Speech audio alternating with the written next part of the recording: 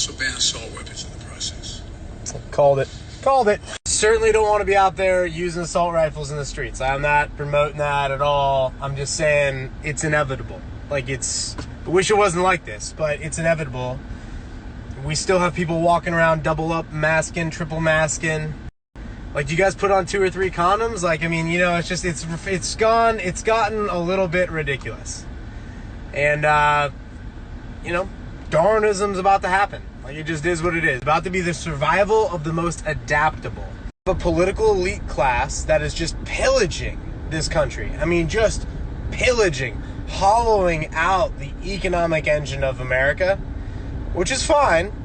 It's just not going to end well. It's not going to be like rainbows and lollipop gumdrums. Like, it's going to be like, it's going to go down to the right versus the left.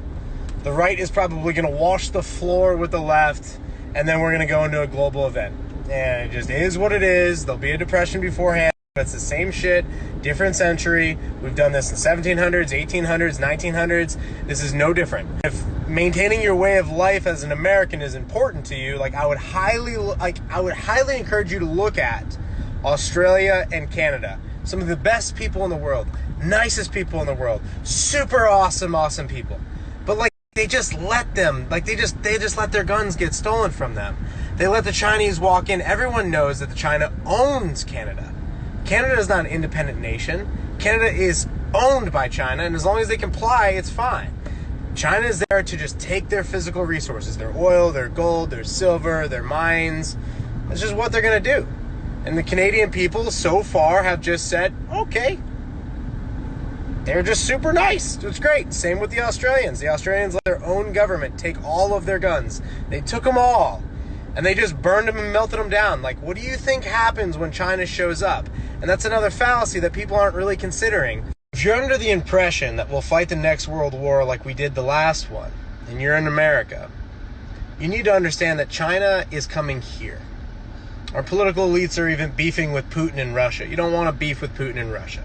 The guy's SSR. You don't want to just let Putin do what he's doing. He's got no national debt. He's producing products. He's not causing any problems. He's just let him do what he's doing. That Biden wants to talk shit. And it's like, bro. So many bad events are about to stack on top of each other, and it's just going to be people don't even have gardens in this country. People don't even grow their own tomatoes. And it's just it's just not gonna be good. Because growing tomatoes and growing your own food is going to be pretty secondary to oh, there's a Chinese carrier just showing up in the harbor of name your favorite port. Because there's no reason why they won't just show. Look at nations like Sweden, Switzerland, or Singapore. I mean, since 1997 in Singapore, every home is required to have a bomb shelter built into it in Singapore.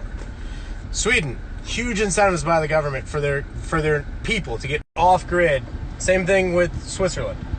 They're big incentives by the government for their people to be independent and non-liabilities of the government.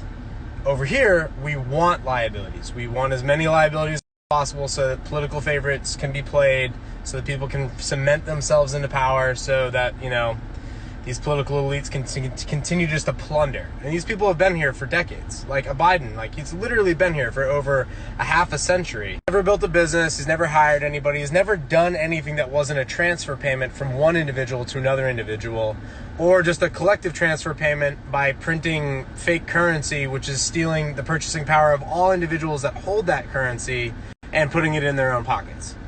That's pretty evident, pretty obvious. The big question is, well, what can be done about it? The philosophy in this country has been lost a long time ago. We don't have an independent thinking culture. We have a very dependent, whiny, bitchy, moany, my great-grandfather was somebody's slave and so I want retributions bullshit. And in a civil war or a global war will fix this. Those problems will go away. Mr. Potato Head will magically disappear when the electrical grid goes out.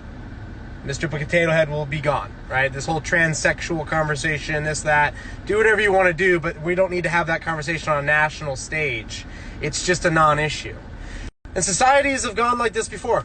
The biggest one would be the Romans. They went like this. Their currency got weak. They took themselves off of a copper, gold, and silver standard. we had that standard. Copper pennies, silver dimes, quarters, half dollars, dollars, gold 50-piece ounces. We had a gold, silver standard, copper standard. They got off of that. Their culture got weak. They got very into their own pleasures. You know, it was all about them, and they were no longer a thing. I mean, they dominated the whole world. They pissed everybody off. They policed the whole damn thing. And at the end of the day, the barbarians walked in there and slaughtered every man, woman, and child that they could possibly find. And Rome wasn't built in a day, but it certainly fell in one. It most certainly fell in one. But it degraded over time. In a newer, modern, complex society, it will degrade much faster. Almost instantly. Almost unrecognizably. It will degrade. It won't be a 50-year degrade or 10 or... It will be very quickly. It will be 1 week the power's out. The next week the food's gone. The week after that the water is not working. The week after that there's blood in the streets. It's a 1 month problem. It's a 1 month thing. Then things will settle out. And we'll regress. And then we'll rebuild. We'll rebuild. But it's caused by the political elites. Because ultimately what's going to happen is we're probably going to lose millions of people in this country at some point here in the future. Hopefully not the near future, but it's inevitable. So it's just like the sooner we get it over with, the sooner we get it over with.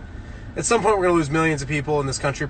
Problems at that point in time will be able to be retraced back to when the money went bad. 1971, when we came off a hard money standard. And until we go back onto a hard money standard, it's just going to get more ridiculous. And it almost in many ways doesn't even matter, because at this point in time we're on a one-way train to financial collapse. There's no coming and finding Jesus and turning the train around. This train is going downhill, no brakes, full out until it runs off the side of the mountain. And it's just going to pick up speed, pick up speed, pick up speed. You'll notice this because the level of printing will get more insane. The stimulus checks will start to come more regularly. And then we will have to, and the political elites will try to save their skin. The last moment, we will have to make Russia or somebody like that an enemy. And we do not want to do that. We do not want to fuck with Russia. Because I'll tell you something, I know a lot of Russians and they're great people, but they are definitely a lot more badass than Americans. That is for sure. Like, they're much more badass than Americans. They came from hard times. Their grandparents literally lived in communism. Sometimes their own parents lived in communism. Like, they know some shit. They've seen some shit. And like, these people over here, like the hardest thing they've ever seen was like watching Road Rules on MTV and like, you know, they were out of soda or something like that. Like, people over here haven't seen shit. Or they saw '08 and like maybe somebody had a house foreclosed on or lost a business. Like, big fucking deal. Like, a financial collapse is something that other nations have already gone through. China went through it in the 50s. Russia went through it in the 70s, 80s. Well, really, I mean, it took them 50 years for them to decline, but they went through it. And America is the last one. And it's just going to be something that I hope you're preparing for. The more people that are prepared for it, the sooner the event will conclude. This doesn't have to be a long, dragged out thing. This could be a 2-3 year deal. Boom, we're done with it, moving forward. The way that we're kicking the can down the road, we're going to drag this thing out into a decade. And that's not going to be cool. It'd be much better just to like default on the national debt, have a 2-year depression, lose some businesses, do some bankruptcies, retool, and come out ready for the 21st century. That would be the much better, but it's not going to look good for the political elites. No one wants to be in office when they were in charge of printing trillions and trillions and trillions of fake currency and then just suddenly stopped. So what they're going to do is they're just going to let the brakes on this train just burn off, and we're going to run this thing over a cliff into full financial collapse. I just don't think a lot of people are considering what that may look like. The electricity is not on, I'll tell you that. That's the first thing that happens. And that might be a really positive thing long term, because decentralizing the energy grid would be brilliant. That'd be great if like everything out here produced its own energy. There's no reason why all this sun hitting this roof can't be producing its own energy. There's no reason that the energy here should come from a power plant 50 miles up the river. There's no reason for that. So it could be a good thing. But at what point is America going to say these political elites have got to go? Like, they've got to go. I don't think that America has that intellect to do that. I think that they're very much dragged into the media's narrative. It's like the right versus the left. It's not. It's the people versus the elites.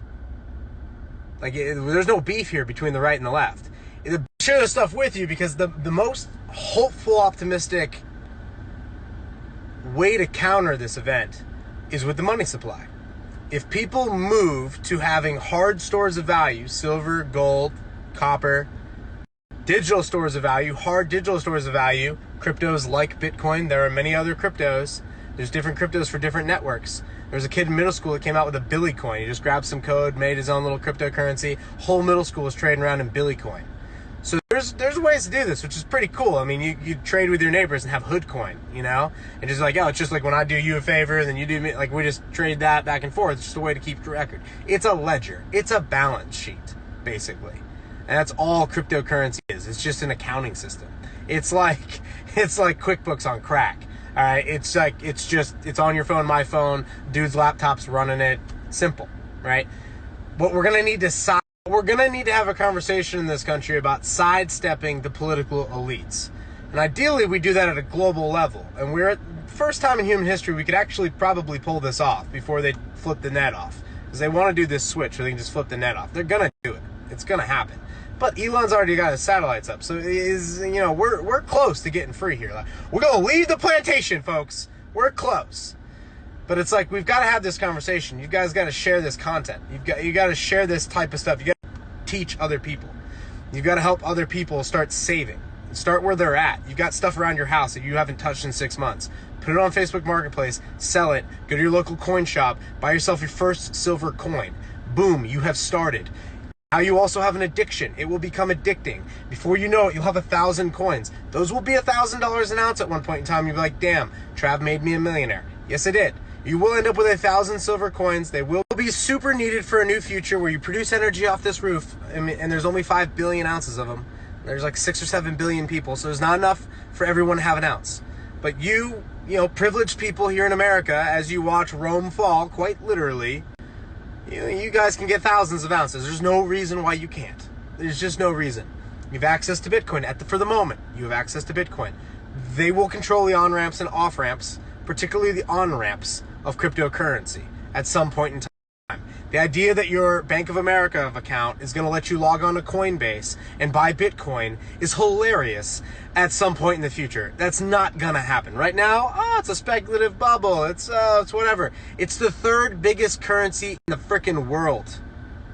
Bitcoin is the third biggest currency in the frickin' world. Don't you want a little bit? You should have a little bit. You should definitely have a little bit. What if the power goes out? It's silver, dude. Controllable and non-printable by the political elites. They can't manipulate it.